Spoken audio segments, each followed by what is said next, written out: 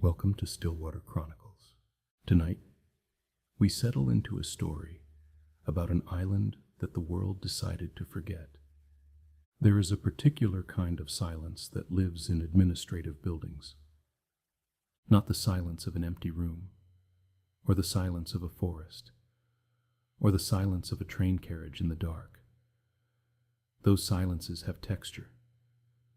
They breathe. They shift and settle around you like something living. The silence of an administrative building is different. It is the silence of a system that has already decided. The fluorescent lights hum. The carpet absorbs footsteps. The desk is clean. And the person behind it looks at you with the particular blankness of someone who is not unkind, but who has already arrived at a conclusion before you opened your mouth. That is where Catrìona finds herself now. She is standing at a counter. The counter is gray laminate. There is a small perspex barrier between her and the woman on the other side, the kind installed for safety, or perhaps for distance. Behind the woman, a computer screen glows pale blue. A cup of tea sits beside the keyboard, half drunk and forgotten. The woman has the look of someone who has answered many questions about ferry timetables. She does not have the look of someone who expects to be surprised. Catrìona has a printed page in her hand. She printed it herself this morning because she knew she would need something to hold on to. She has the name of the island written on it in her own handwriting. The Gaelic spelling, the way her mother always wrote it.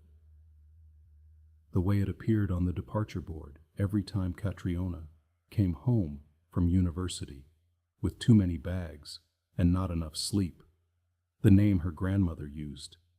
The name on the back of her birth certificate. She places the paper on the counter and says the name of the island. The woman behind the desk looks at the paper. She looks at her screen. She types. She types again and then again, with the patient certainty of someone eliminating possibilities. Then she looks up and she says, "I'm sorry. I don't have any record of that destination." Catrìona says, "I grew up there." The woman says, "I understand. I'm sorry. I'm not showing it in our system." And Catrìona stands very still, the paper in her hand, the fluorescent light humming above her, and she thinks about the island. She thinks about the smell of peat smoke and salt air. She thinks about the school, 12 children and one teacher, a man with red hair and patient eyes, who taught them everything from mathematics to Scots poetry. She thinks about the harbor at low tide, the boats beached on gray sand, the way the fog came in from the west in the mornings and dissolved by 11. She thinks about her mother's kitchen, the particular yellow of the walls, the kettle that always boiled too loudly, the window that looked out over the headland. She picks up the paper and says, "Thank you." She walks back to the car. She sits in the driver's seat for a long time without starting the engine. This is not where it began, of course. It began 3 weeks ago, on an ordinary Tuesday evening. Catrìona was at her kitchen table, her other kitchen, in the flat in Edinburgh, the one she had lived in for 11 years, and she was trying to book a ferry. She did this twice a year, once in May and once in December. And she had done it so many times that the process had become almost automatic. The website, the route, the date, the return. 10 minutes usually. But the route selector did not list the island. She tried the other ferry company, the smaller one, the one that ran in winter, when the larger service reduced its schedule. not listed. She tried the tourist information website, the one with the photographs of standing stones and basking seals. No mention. She tried a travel forum. She tried searching the island's name directly, with and without the Gaelic spelling, with and without the county name appended. What she found was nothing, not old entries, not broken links, not pages that had been taken down and left a ghost behind, just nothing, the clean, smooth nothing of a name that had never been typed anywhere. She told herself the websites were wrong. She told herself databases get updated. Things get reorganized. She had a cup of tea and called the ferry company's customer service line. The woman on the phone was pleasant. She checked and double-checked and asked Catrìona to spell it. Both spellings, the Gaelic and the anglicized. And then there was a long pause, and the sound of a keyboard. And then the woman said, "I'm not finding that in our records. Are you sure of the name?" Catrìona said yes. She was sure. "Are you sure it's one of ours?" The woman said. "It might be a different operator." Catrìona said she had used this operator for years. "I'm sorry," the woman said. "I really am. I'm not seeing it anywhere in the system." Catrìona ended the call and sat very quietly at her kitchen table and picked up her phone and scrolled through her photographs. She had hundreds from the island, the harbor, the school, her mother's garden, winter bare and gray, the view from the top of the hill behind the house, the whole island spread below, the sea in every direction, the mainland a low smudge in the distance, her mother's face squinting in the summer sun, the cat that had lived on the pier for as long as anyone could remember. The photographs were there. The island was in them, clearly and undeniably. The light, the stone, the particular quality of that sky. She had not imagined it. She had been born there. She had grown up there. She had left at 18 and returned every year, and she had 32 years of memories that were as solid and particular as the gray granite of the harbor wall. She tried to call her mother. The call did not connect. Not engaged, not voicemail. Simply not connecting, as if the number did not exist. She tried again and again. She told herself the signal was poor. It often was on the island. She told herself her mother had perhaps forgotten to charge the phone again, or left it in the kitchen while she was in the garden, or any of a dozen ordinary explanations that ordinary days are made of. She told herself all of this, and then she got in the car. The drive to the coast took 4 hours. She drove through the afternoon and into the early evening, the light going low and amber across the hills, the road narrowing as it always did when you got close to the water. She knew this road. She had driven it in both directions, more times than she could count. She knew the place where the landscape opened up, and you could suddenly see the firth, gray-green and wide. She knew the last village before the terminal, the petrol station, the pub, the church with the lopsided weather vane. She knew the turning for the ferry terminal, the car park, the low terminal building with its wooden benches and its vending machine that always sold out of everything, except ready salted. She pulled into the car park and sat for a moment before getting out. The building was there. The car park was there.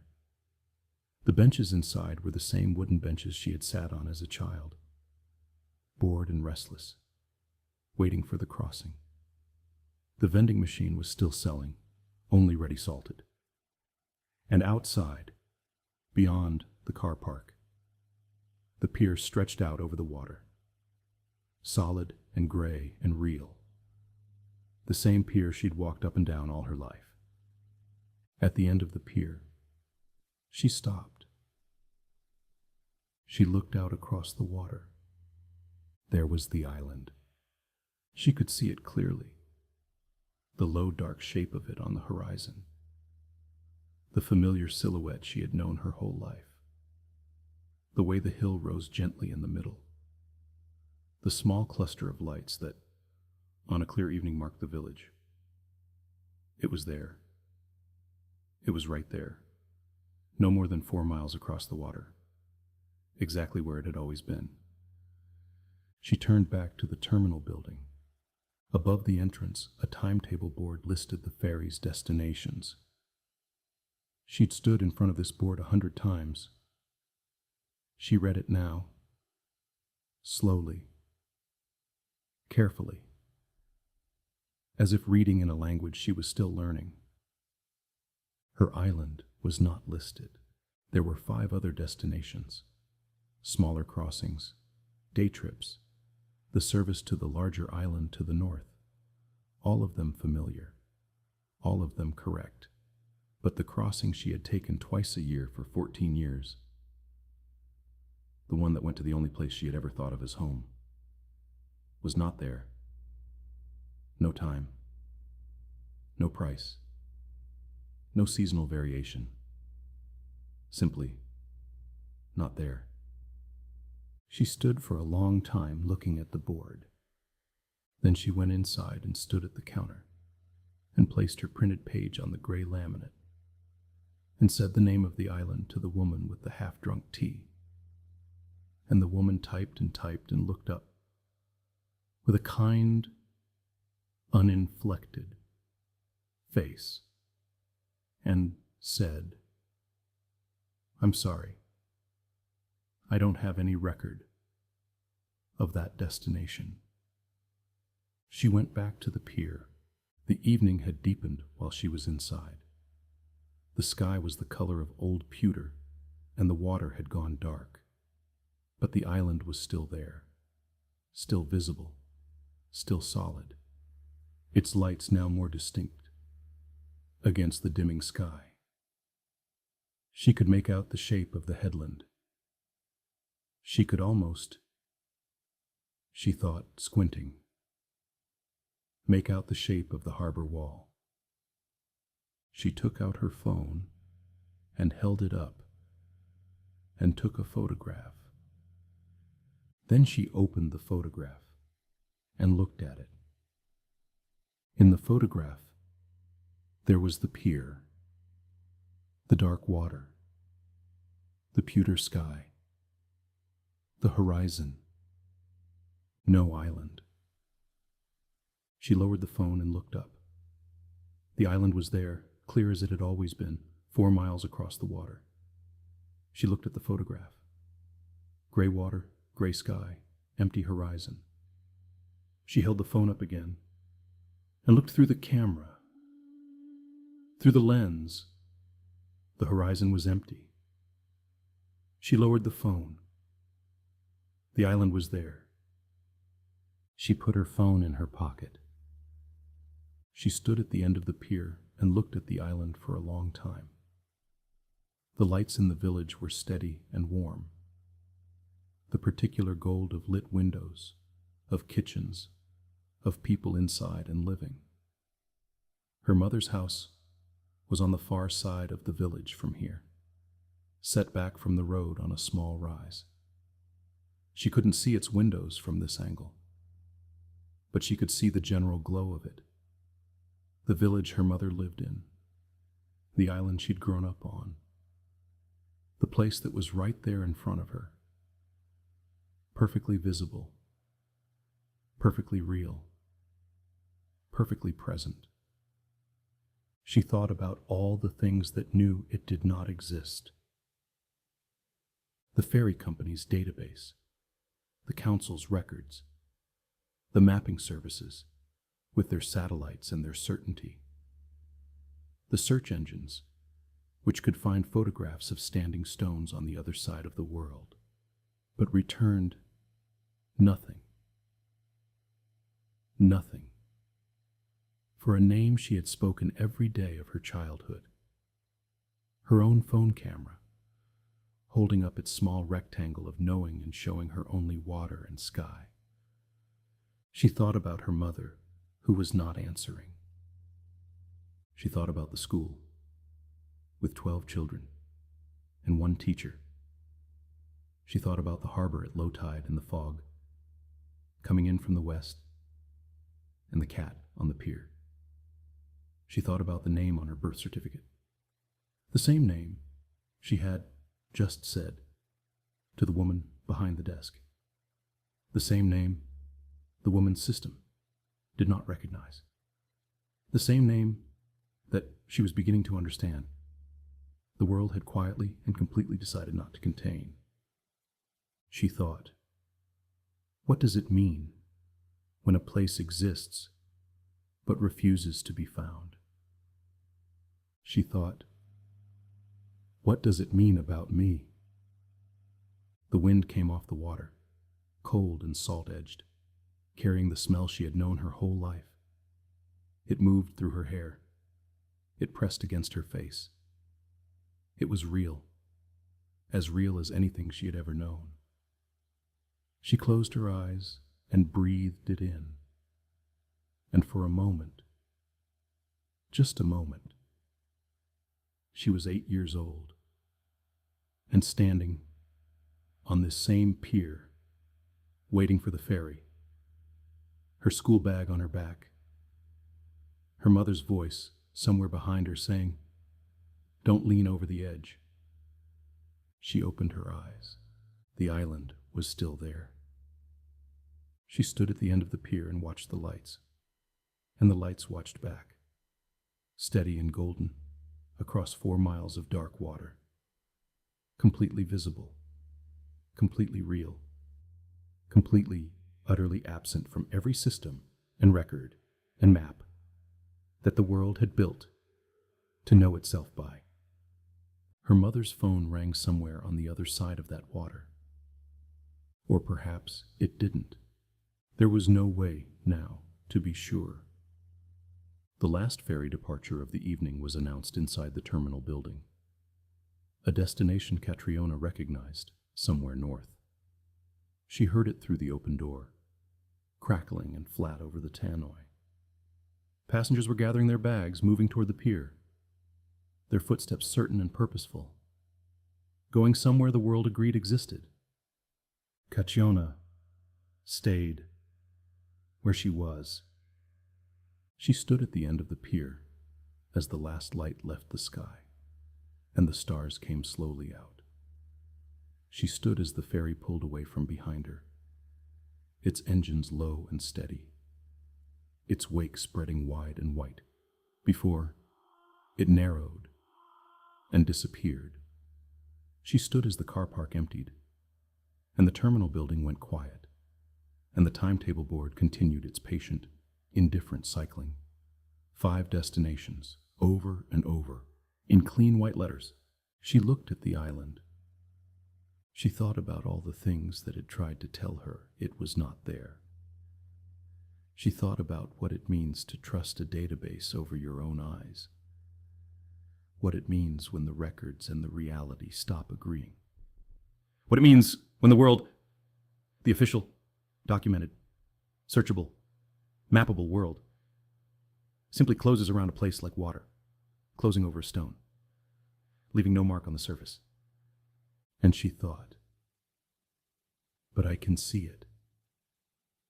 She could see it right there, the lights, the hill, the shape of it against the dark sky, as familiar as her own reflection. She reached into her pocket and took out her phone and tried her mother's number one more time. The line was silent for a long moment.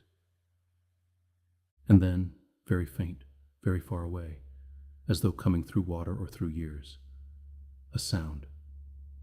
Not words, not her mother's voice, just the sound of something trying to connect. A tone, uncertain and searching, reaching across a distance it couldn't quite measure. Catrìona held the phone very close, and she waited. The island did not disappear, but the world had stopped agreeing that it was there.